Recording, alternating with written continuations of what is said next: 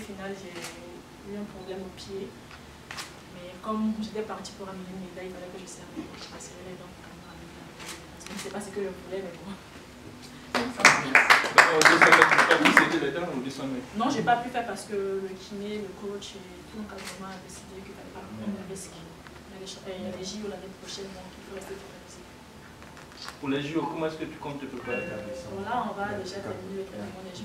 Après, continuer les vacances pendant le traitement. Et puis, on verra avec le coach, c'est lui qui décide, c'est lui qui a le coup. Alors, cet accueil-là, il y a le comité national de soutien aux éléphants, les autorités également sont là, de la fédération et du judiciaire également. Qu'est-ce que ça vous fait intérieurement de vous savoir tout le temps aussi bien accueilli par ces instances, on va dire, du pays, de ton pays, la Côte d'Ivoire? Ça fait plaisir parce que ça montre le combat qu'on fait, c'est-à-dire tous les sacrifices qu'on fait ne sont pas vains, tout le monde suit et quand on revient comme ça, quand on a cet accueil-là, ça nous motive encore davantage à aller rafler notre médaille. On aurait bien voulu vous voir sur les 200, on nous a donné la motivation, vous étiez blessé. Est-ce que c'est un gros manque à gagner pour vous que de ne pas participer, vous qui êtes spécialiste des 200, que de ne pas participer aux 200 mètres et s'en tenir seulement à une place de 3e aux 100 mètres? Ça fait mal parce que pour ceux qui me connaissent ça, plus je n'aime pas abandonner, le coach lui-même il savait. Mais j'ai dû me résigner à abandonner parce que il n'y avait pas moyen que je fasse les 200. Donc cette fois-ci, j'ai décidé d'abandonner malgré moi. Il y a eu les Jamaïcaines, comme d'habitude, les Américaines, les Britanniques, mais il y avait d'autres sœurs quand même. Muriel Laoré, l'ambiance était bonne. Comment est-ce que vous vous êtes engagé au niveau des 100 mètres face à la concurrence des autres pays? Vous savez, quand on part en compétition, on est seul face à notre destin. Donc c'est à la ligne d'arrivée qu'on voit qui est là et tout. Mais l'ambiance était quand même bonne. Ma soeur, elle a terminé 5e. Moi, je trouve que pour la saison qu'elle a eue et tous les progrès qu'elle a eus, c'est un super gros effort qu'elle a fait. Donc, moi, je trouve que c'est sa grosse médaille et je suis fière d'elle en tant que petite sœur. Comment vous avez trouvé le niveau de cette compétition mondiale? Le niveau était bien, il était élevé, il était abordable. Il y avait des chances d'aller ramener quelque chose, plus que la médaille de bronze, comme je l'ai dit. Mais comme on ne sait pas ce que Dieu prévoit, ce qui est arrivé à arriver. Moi, je suis contente. C'est vrai que j'aurais pu faire plus parce que Félix 85 ont déroulé en série. Ma meilleure performance est gagnée. Félix 87 encore déroulé. Il y a les Félix 93 en 10-90, je pense. Au final, ça fait mal parce qu'on se dit qu'on allait au moins aller rechercher en plus de la médaille du record d'Afrique. Je sais que j'ai le potentiel et je vais continuer encore à m'entraîner. Et puis l'année prochaine, on dira si plus loin. Qu'est-ce que cela te fait de voir Mireille ne pas être aussi parmi les médaillés? Ça a fait mal parce que deux Ivoiriennes sur le podium, ça va être génial quoi. Mais bon, on prend tout ce que Dieu nous donne et puis on croise les doigts pour l'année prochaine, je sais qu'elle reviendra plus forte. La blessure, c'est combien de temps de disponibilité la blessure? Je ne sais pas encore. On a vu avec le kiné là-bas, on a fait des pétitions, je dois repartir encore là-bas pour qu'on fasse notre diagnostic, pour voir ce qu'il en est. Mais vous savez, mon problème de genou, je le traîne depuis longtemps. Je le traîne depuis longtemps et il y a des moments où c'est bon, il y a des moments où ça ne va pas. Cette année, c'est arrivé au mauvais moment, donc voilà. Tout le bobo cette année, ce sont les aléas du haut niveau, c'est-à-dire comme le coach dit, ne sont pas des machines, il y a des moments où ça va, il y a des moments où ça ne va pas. Donc on prend et puis on essaie d'aller de l'avant. Tu as combien de temps ici? Tu retournes quand? Je m'entraîne ici. Ce que vous ne savez pas, je m'entraîne ici. Je suis venue là, voir un peu la famille, passer 1-2 semaines, aller me changer encore les idées et puis revenir pour m'entraîner. On va juste poser quelques préoccupations au président de la fédération. Vous êtes bien entouré d'ailleurs. Alors, président, Kalou vient de le dire, elle s'entraîne ici. Quelles sont les mesures d'accompagnement au niveau de la fédération? Peut-être, pourquoi pas au niveau des autorités gouvernementales? Bon, les mesures d'accompagnement, c'est en accord avec le ministère des Sports. Nous tous, on te donne les mains pour pouvoir accompagner nos athlètes. Cette année, nous sommes partis, on a pris un kiné spécial. Elle a souhaité avoir un kiné spécial. On a pris un nutricien, un kiné spécial pour pouvoir mettre à la disposition de Talon. Bon, à des moments aussi, j'avais eu quelques questions au niveau des journalistes. Moi, on en parle un peu là, comme l'occasion se présente, il y a beaucoup de journalistes qui sont là. Ils ont trouvé qu'elle a fait contre-performance, elle a eu une médaille de bronze et qu'elle n'était pas à la hauteur.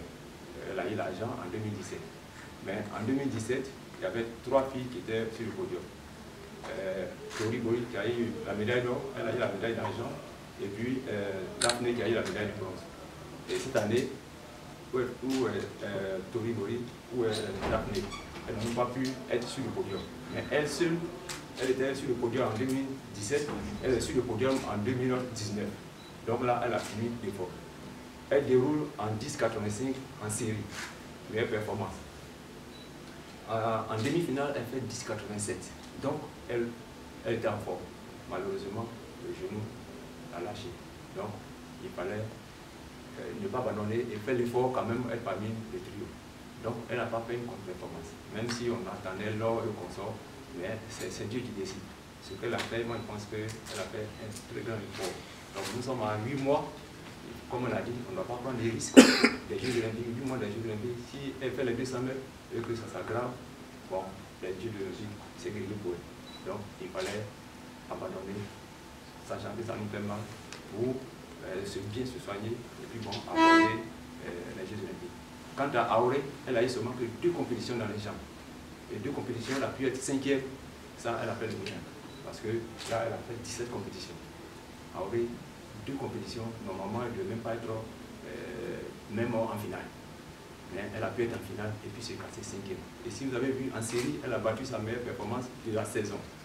Encore, en demi-finale, elle bat encore sa meilleure performance de la saison en 11,04. En finale, elle bat encore sa meilleure performance de la saison en 11,02. Mais la compétition est terminée pour elle. Donc c'est cette précision-là que je voulais faire pour dire qu'il faut applaudir notre championne.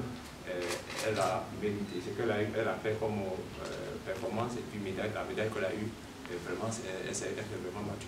Alors, Président, est-ce qu'il faut croire encore à Mira Auré? Voilà. Est-ce qu'il faut croire qu'elle peut encore donner des médailles encore après? Oui, et il faut croire à Auré Mireille, il faut croire en elle. Elle peut donner encore des médailles. Nous avons échangé. Elle va partir, elle aussi, elle ne se sentait pas bien. Elle va se traiter. Et puis elle va revenir l'année prochaine pour les Jeux olympiques. Je voudrais poser une question au responsable du ministère des Sports.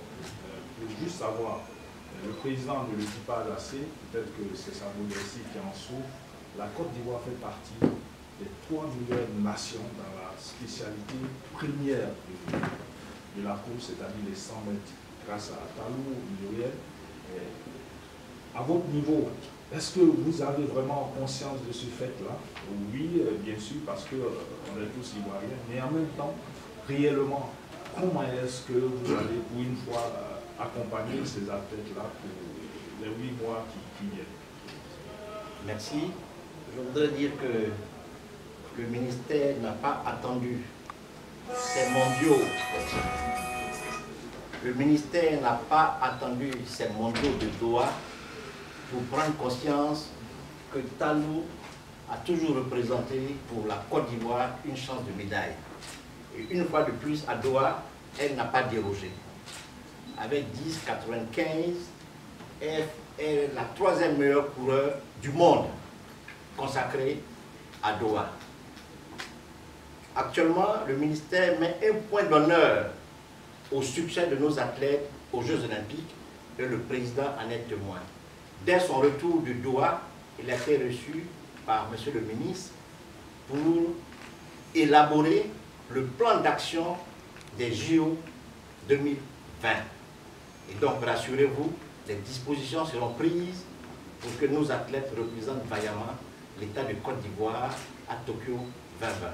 Je voudrais, pour terminer, et au nom du ministre, souhaiter la bienvenue à notre championne qui a toujours rehaussé l'image de la Côte d'Ivoire à l'extérieur.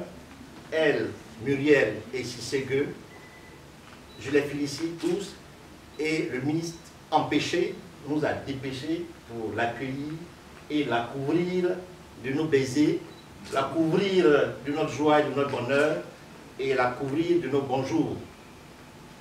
Si je ne me trompe, très vite, monsieur le ministre va la recevoir et lui seul aura les meilleurs mots pour lui dire à quoi va. Je vous remercie.